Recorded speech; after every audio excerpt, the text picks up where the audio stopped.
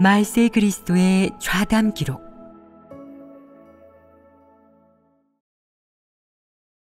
진리를 얻기 위해 대가를 치르는 것은 큰 의미가 있다. 모두 구원받기 위해 하나님을 믿지만 구원받는다는 것이 그리 간단한 일이냐? 가장 어려운 점은 무엇이냐? 많은 사람들이 꿰뚫어 보지 못하고 있지만 사실 진리 얻기가 가장 어렵다. 그렇기 때문에 어느 만큼 얻든 상관없이 진리를 얻기 위해 인간이 수많은 고통을 겪고 대가를 치르는 것은 모두 그럴 가치가 있다. 그렇다면 진리를 얻기 위해 어떤 고통을 받아야 하느냐? 바로 심판과 형벌의 고통, 시련과 연단의 고통, 책망과 훈계의 고통을 겪어야 한다. 또한 하나님을 따르면서 핍박과 환난의 고통, 옥고를 치르는 고통, 종교계의 비방과 정죄의 고통도 받아야 한다. 이런 고통들을 너는 모두 견뎌야 한다. 이를 견뎌내면 너는 진리를 얻을 수 있다. 지금 많은 사람들이 진리를 추구하고자 하고 다들 본분을 제대로 이행하는 것을 중시하며 본분을 이행하면서 진리를 실행하는 연습을 하여 진리를 얻으려고 한다. 하나님을 믿고 본분을 이행하는 것. 이것이 인생의 바른 길이다. 이 길을 선택하는 것이 올바른 선택으로 하나님께 가장 축복받는다. 사람이 진심으로 하나님을 위해 헌신하여 피조물의 본분을 잘 이행할 수 있는 것은 하나님의 특별한 은총이자 축복이다. 어떤 사람은 본분 이행의 의미를 꿰뚫어 보지 못하고 늘 하나님과 거래를 한다. 무슨 일이 임하더라도 모두 구속과 교란을 받을 수 있고 영향을 받고 좌우될 수 있다. 그 결과 정상적으로 본분을 이행하지 못하고 심지어 본분을 내팽개치고 중간에 도망을 가버린다. 이는 매우 안타까운 일이다. 어쩌면 그 사람은 안타깝게 여기지 않을지도 모르지만 재난이 커지고 하나님의 사역이 종결되어 하나님이 상선버럭하기 시작하면 그는 이 일의 결과를 알게 된다. 그러니 너희는 평소에 함께 기도하고 하나님 앞에 마음을 평온하게 하며 하나님의 말씀을 많이 읽고 진리를 자주 교제해야 한다. 진리 추구와 상관없는 지금 생각하지 말아야 할 문제들은 일단 생각하지 마라. 인생의 대사는 결혼, 일, 진로 혹은 안신인명만이 아니다. 또한 사회에서 자신의 위치를 찾아 생계를 해결하는 것도 아니다. 이것들은 모두 가장 중요한 일이 아니다. 가장 중요한 일은 무엇이냐? 그것은 바로 피조물이 마땅히 이행해야 하는 본분과 역할을 제대로 이행하여 하나님이 맡긴 일과 사명을 완수하는 것이다. 이것이야말로 가장 의미 있는 일이다. 사람은 이런 의지를 갖추어야 한다. 지금 너희는 하나님을 믿으며 매일 하나님 말씀을 먹고 마실 수 있고 비교적 추구하는 사람은 본분도 이행하고 있다. 이는 인생의 방향의 시작점이 올바른 것인데 그렇다면 앞으로 이 길을 어떻게 가야 하느냐? 생명 진입의 길에서 뿌리를 내려야 합니다. 그렇다. 진리 생명을 얻으려면 하나님 말씀에 뿌리를 내려야 한다. 그러면 진리 추구의 길을 갈 수 있으며 이것이야말로 인생의 목표와 방향이다. 하나님의 말씀과 진리가 마음속에 뿌리를 내려야 내가 진정으로 하나님이 택하고 예정한 사람이 되는 것이다. 지금 너희는 아직 뿌리가 약하다. 큰 재난이나 시련은 말할 것도 없고 소소한 사탄의 시험에도 흔들리고 넘어질 수 있다. 이는 아직 뿌리를 내리지 못한 것으로 매우 위험하다. 많은 사람들이 박해와 환난이 닥쳤을 때 넘어져 하나님을 배반하였다. 어떤 사람은 지위가 생기자 제멋대로 나쁜 짓을 하여 드러나 도태되었다. 너희는 이런 일들을 모두 똑똑히 보았다. 그러니 너희는 지금 우선 자신이 추구해야 하는 인생의 방향과 목표, 자신이 가야 하는 길을 정해놓고 마음을 가라앉히고 이 목표를 위해 노력하고 헌신하고 공을 들이고 대가를 치러야 한다. 그 밖에 다른 일들은 우선 생각하지 마라. 내가 그런 일들을 계속 생각하면 본분 이행에 영향받고 진리를 추구해 구원받는 이 핵심적인 큰일이 영향을 받게 된다. 내가 직장을 찾고 돈을 많이 벌어 큰 부자가 되는 것, 사회에서 입지를 굳히고 자신의 자리를 찾는 것, 결혼과 배우자를 찾는 것, 그뿐만 아니라 가족을 부양하여 윤택한 생활을 할 수 있도록 책임지는 것 등을 생각해야 한다면, 능력을 더 키워 남들보다 더 뛰어난 사람이 되고자 한다면 이렇게 많은 일들을 생각하는 것이 피곤하지 않겠느냐? 내 마음에 얼마나 많은 일들을 담을 수 있느냐? 사람이 평생 얼마나 많은 에너지를 가지고 있겠느냐? 인생의 황금기가 몇 년이나 되겠느냐? 사람이 평생에 걸쳐 에너지가 가장 왕성한 시기는 바로 20세부터 40세까지이다. 이 시기에 하나님을 믿으면서 마땅히 깨달아야 할 진리를 모두 파악해야 한다. 그런 다음 진리 실제에 진입하고 하나님의 심판과 형벌을 받아들이고 시련과 연단을 받아들이며 어떤 상황에서도 하나님을 부인하지 않는 경지에 이르러야 한다. 이것이 기본 중의 기본이다. 또한 어느 누가 연애나 결혼으로 너를 시험하고 유혹하더라도 혹은 너에게 적잖은 명예, 지위, 이익을 준다 하더라도 내가 본분을 포기하지 않고 피조물이 마땅히 해야 하는 것을 포기하지 않을 수 있어야 한다. 설령 훗날 하나님이 너를 버려도 내가 여전히 진리를 추구할 수 있고 여전히 하나님을 경외하며 악에서 떠나는 길을 가기를 추구할 수 있어야 한다. 너는 이런 방향으로 노력해야 한다. 그러면 하나님을 위해 헌신한 그 세월이 헛되지 않게 된다. 내가 좋은 직장을 구하고 배우자를 찾는 일을 고민하느라 가장 좋은 시기를 보내며 육적인 삶에 대한 누림과 믿음, 두 가지를 다 갖고자 한다면 결국 몇 년 후에 배우자를 찾아 결혼해 자식을 낳고 가정을 꾸리고 사업을 이룰 수도 있다. 하지만 여러 해 동안 하나님을 믿었음에도 불구하고 얻은 것이 하나도 없고 어떠한 진리도 얻지 못해 마음이 공허하여 가장 좋은 시간을 헛되이 보냈다고 느끼게 된다. 내 나이 40이 되어 돌이켜보면 가족도 있고 자식도 있어 혼자가 아니지만 가족을 부양해야 한다는 이 족쇄를 벗어버릴 수 없다. 본분을 이행하고 싶어도 가정이라는 족쇄를 차고 본분을 이행할 수밖에 없으니 이행하려는 사람의 마음이 아무리 크다 한들 미처 신경을 다 못 쓰게 된다. 온 마음을 다해 하나님을 따르고 자신의 본분을 제대로 이행할 수 없을 것이다. 또 많은 사람들이 가정과 세속을 모두 버리고 몇 년간 하나님을 믿으면서도 오히려 명예와 이익, 지위만을 추구하여 진리를 얻지 못했고 진실한 체험 간증조차 없다. 이는 세월을 헛되이 보낸 것이나 마찬가지이다.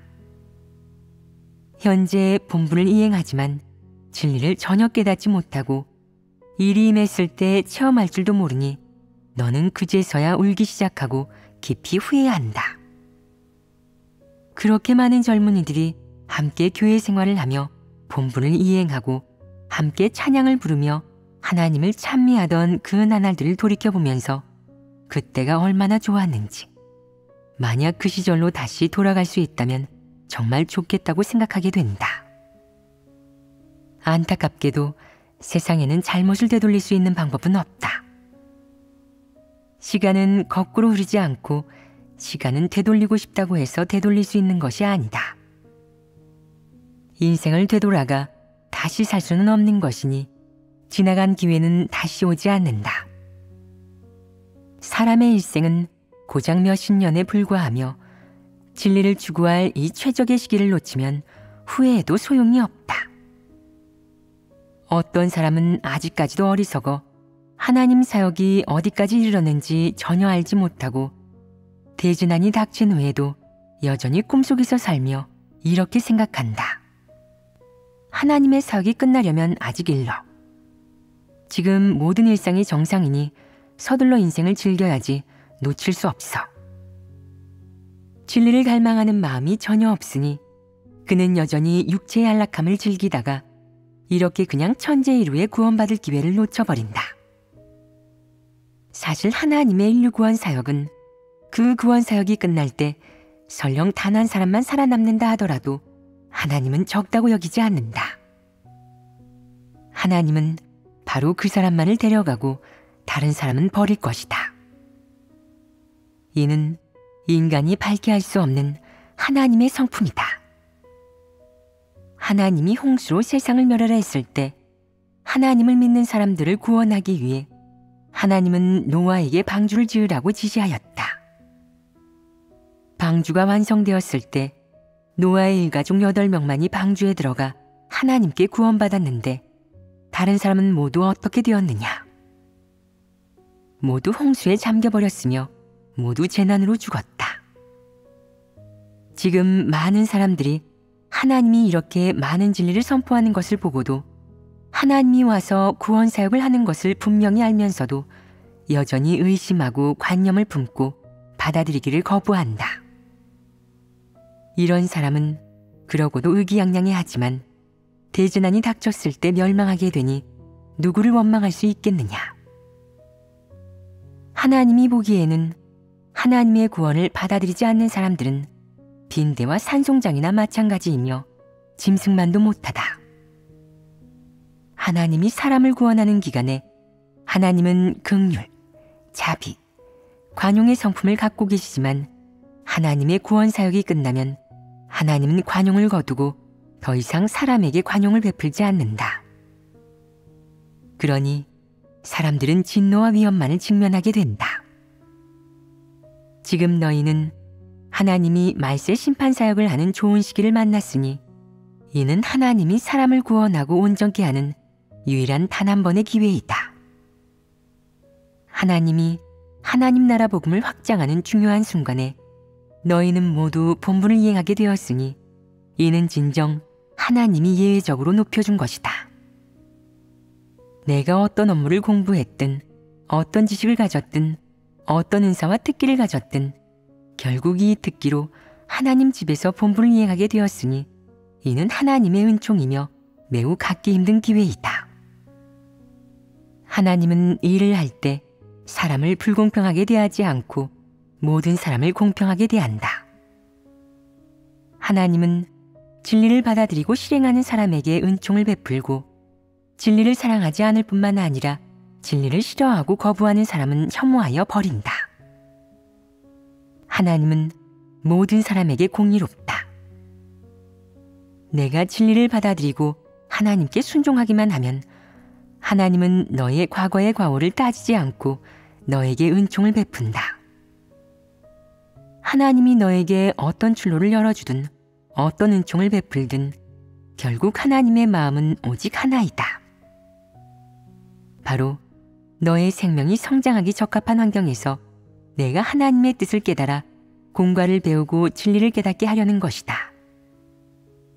하나님의 말씀과 하나님의 진리가 내 내면에서 생명이 되고 내가 하나님을 너를 거듭나게 해준 부모로 여기고 하나님께 순종하고 경외하게 되면 하나님 뜻에 부합하는 것이다.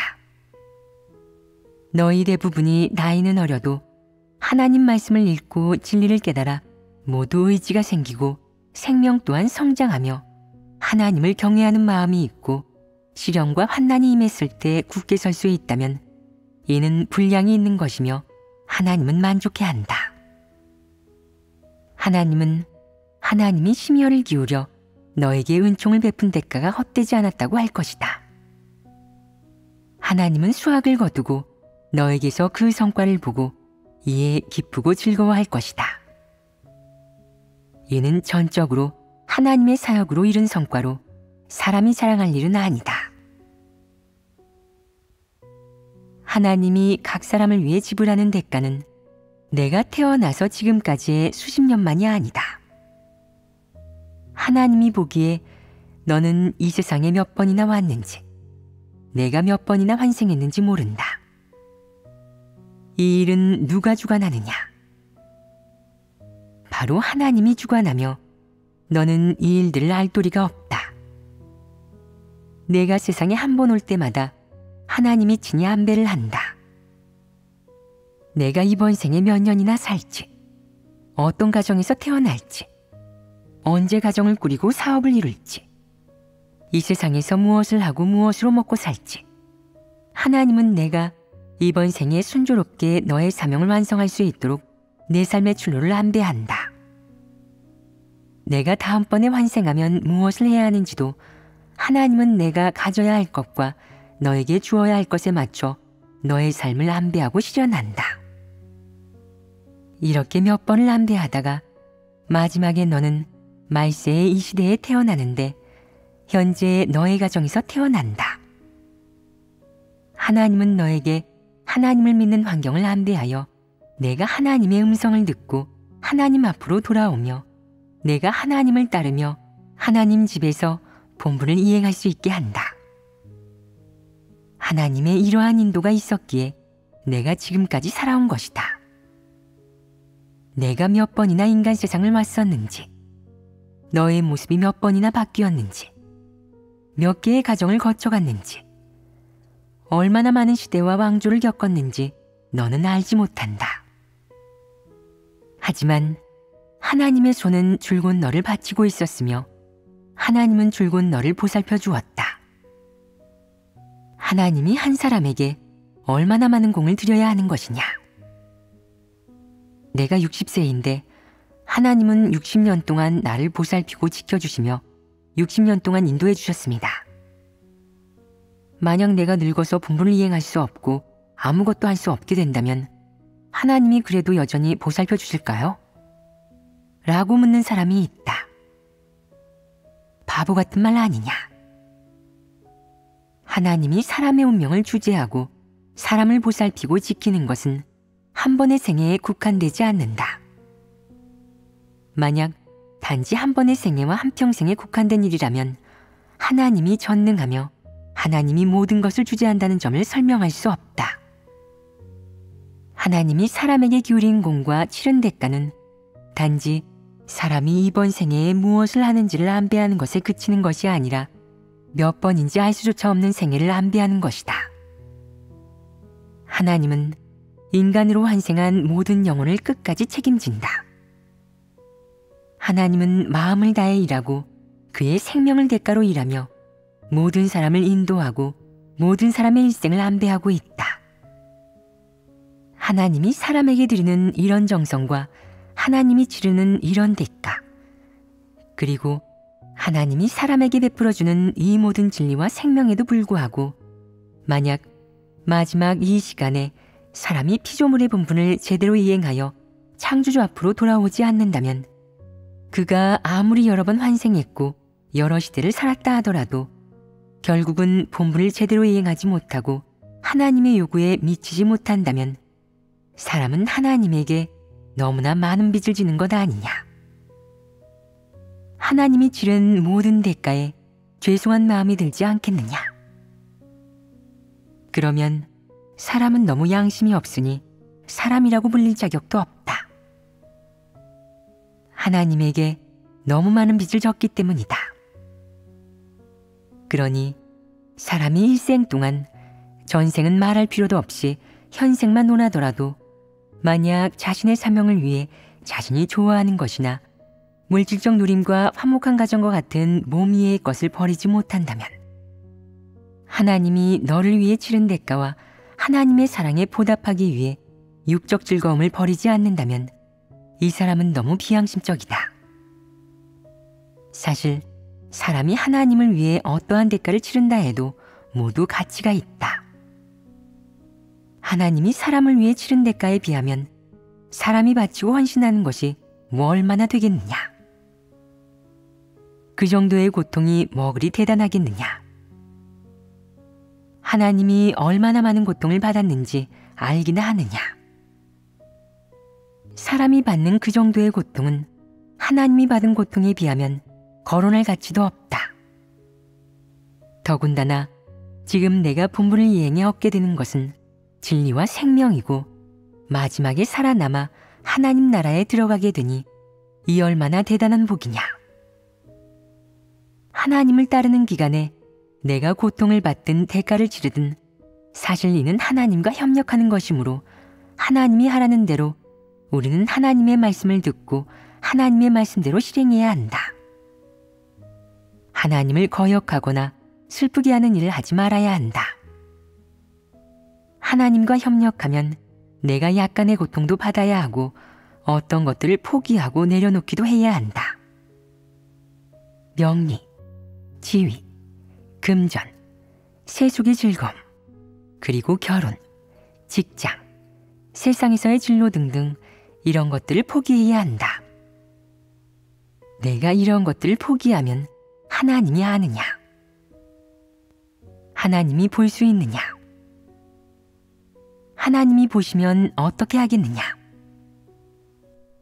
하나님은 마음의 위안을 얻고 기뻐하실 겁니다.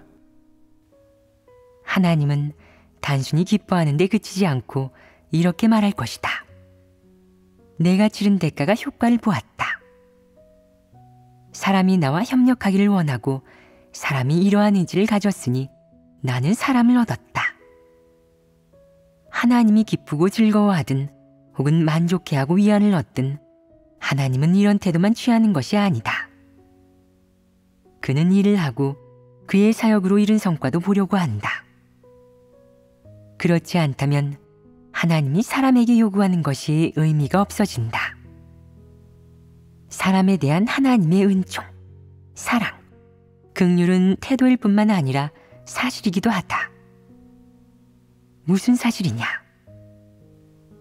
바로 하나님이 내 내면에 하나님 말씀을 더하여 내가 내면에서 깨우침 받고 하나님의 사랑스러움을 보게 하고 이 세상이 도대체 어떻게 돌아가는 것인지 보게 하고 내 마음을 밝게 하여 하나님의 말씀과 진리를 깨닫게 하는 것이다. 그리하여 너는 자신도 모르는 사이에 진리를 얻게 된다. 하나님은 너에게 실제적으로 매우 많은 사역을 하여 내가 진리를 얻게 한다. 내가 진리를 얻고 가장 귀중한 것, 즉 영원한 생명을 얻으면 하나님의 마음이 흡족할 것이다. 사람이 진리를 추구하고 하나님과 협력하기를 원하는 것을 보면 하나님은 기뻐하고 만족해한다. 또한 하나님의 태도가 생기고 하나님은 태도가 생기는 동시에 일을 한다. 하나님은 사람을 인정하고 축복한다. 하나님이 나는 너에게 상을 내릴 것이다. 이는 내가 마땅히 받아야 할 축복이다. 라고 하면 너는 진리와 생명을 얻게 된다. 내가 창조주를 알게 되고 창조주의 상을 받는데 내 마음이 여전히 공허하겠느냐? 공허함이 사라진다. 너는 충실함과 즐거움만 느낀다. 이는 가치 있는 삶 아니냐? 이것이 바로 가장 가치 있고 의미 있는 인생이다. 욥을 보아라. 욥이 온 산의 소와 양과 많은 재산을 달라고 하나님에게 간구한 적이 있느냐? 그는 무엇을 추구했느냐? 욥은 하나님을 경외하며 악에서 떠나기를 추구했습니다. 하나님을 경외하며 악에서 떠나는 것을 하나님은 어떻게 보느냐? 하나님은 하나님이 보기에 좋았다고 하였다. 사람이 하나님을 경외하며 악에서 떠나기를 추구하는 것은 하나님이 가장 기뻐하는 일이자 하나님께 축복받는 일이다. 그렇다면 하나님은 이 말 한마디만 하고 끝이었느냐? 하나님은 욥에게 또 어떤 일을 하였느냐? 하나님은 사탄을 보내 욥을 시험하였다. 온 산의 소와 양, 수많은 재산, 자녀, 하인을 빼앗은 것이다. 하나님은 그에게 시련을 준 것이다. 욥에게 시련을 준 하나님이 원하는 것은 무엇이냐? 하나님이 원한 것은 욥의 간증이다. 그렇다면 그때 하나님은 욥에게 무엇을 베풀어 주었느냐? 사람들은 욥에게 무엇을 베풀어 주었냐고? 소와 양 등 수많은 재산을 모두 빼앗겼는데 뭐가 더 남아있겠어? 아무것도 베풀어 주지 않았잖아. 라고 생각한다. 표면적으로는 하나님이 베풀어 준 것을 도로 박탈당했으니 마치 아무것도 남지 않은 것 같다. 하지만 하나님의 박탈은 더 큰 상이며 하나님이 욥에게 어떤 상을 내렸는지 명확하게 본 사람은 아무도 없다. 하나님은 욥의 간증을 원해 욥에게 기회를 주었다. 그것은 어떤 기회였느냐?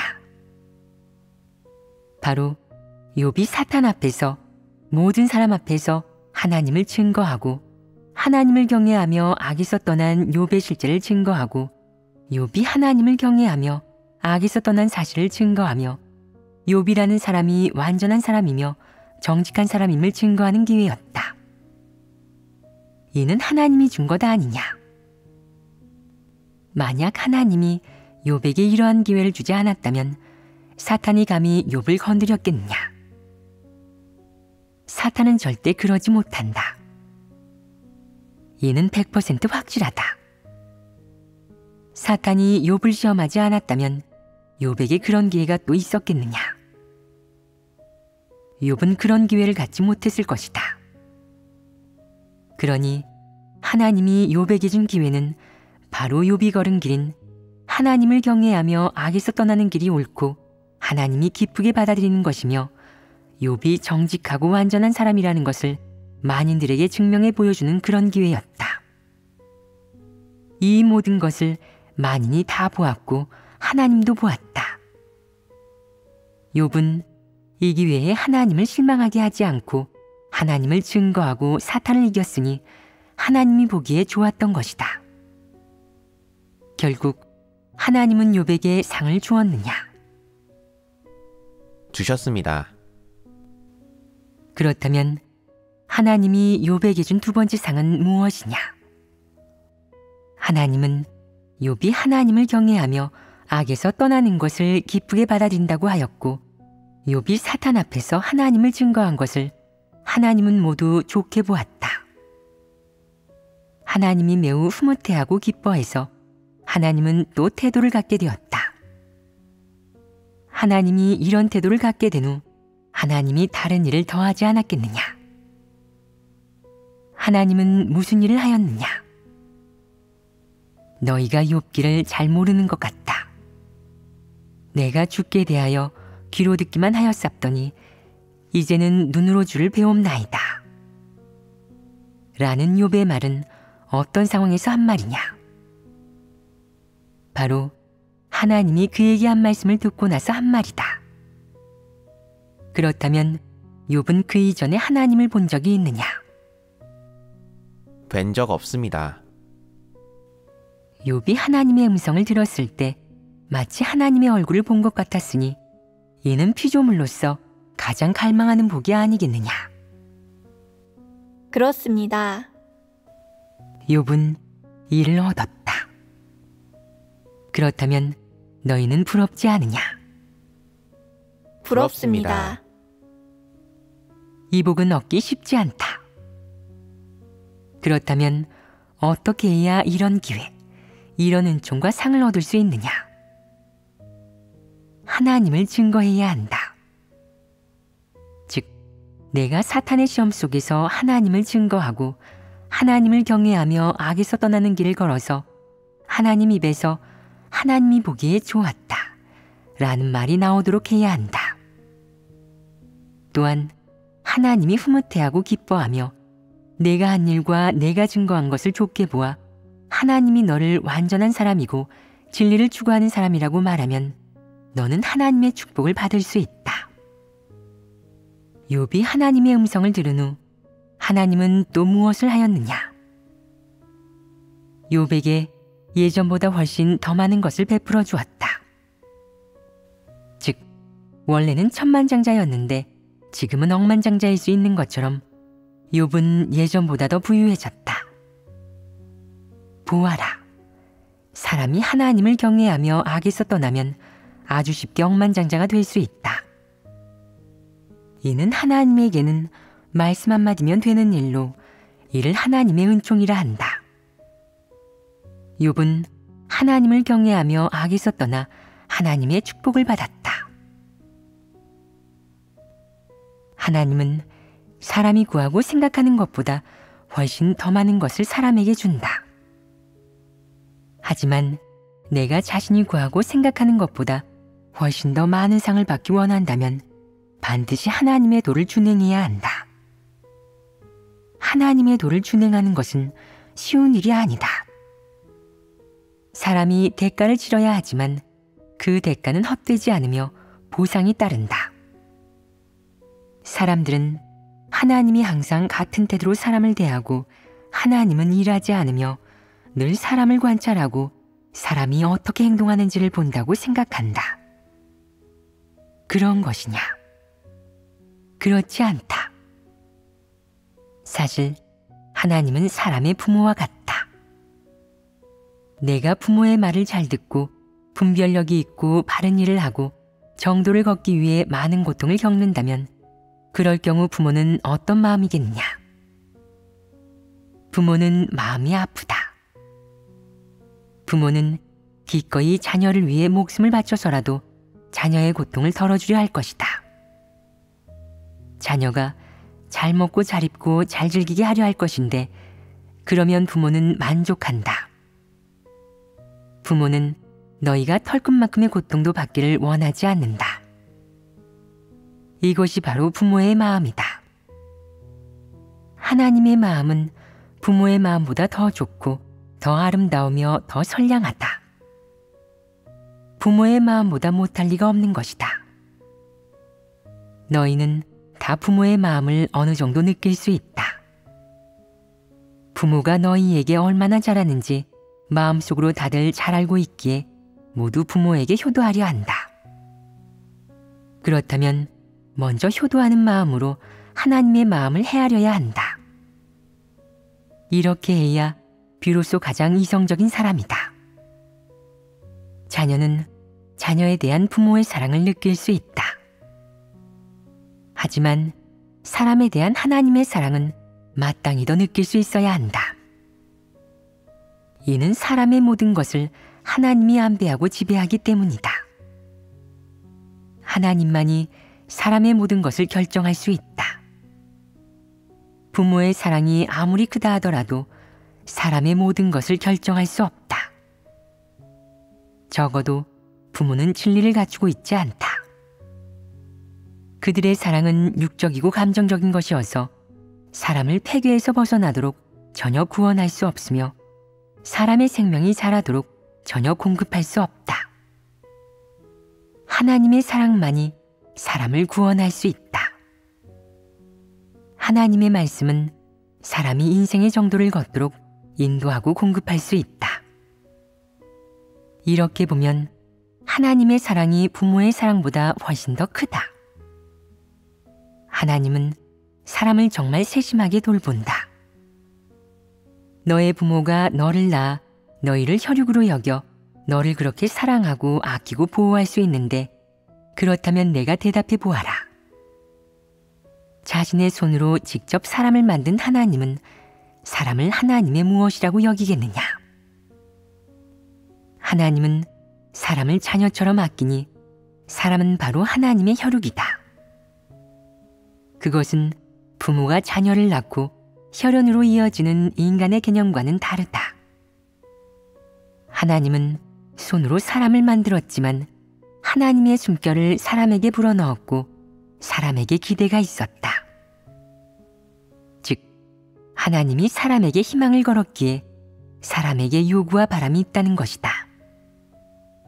그렇게 단순하게 사람을 만들고 숨결을 불어넣어 사람이 살아나게 하면 그만인 것이 아니다. 어차피 하나님은 능력이 있고 전능하니까 만약 사람이 좋지 않으면 다시 하나를 만들면 되는 것이 아니다. 하나님은 인류를 창조한 후 계속 마음속으로 염려하였다. 인류는 하나님의 뼈와 살이며 그의 동반자이기도 하다. 이와 동시에 하나님의 경륜에서 그가 걸고 있는 모든 희망의 수탁자이자 담당자이다. 마지막에는 이런 사람들에게서 하나님은 희망을 보고 결과를 얻고자 하였다. 너희는 이런 의미의 근거에 하나님의 뜻과 마음을 좀 이해해보면 더 깊게 체득할 수 있지 않느냐.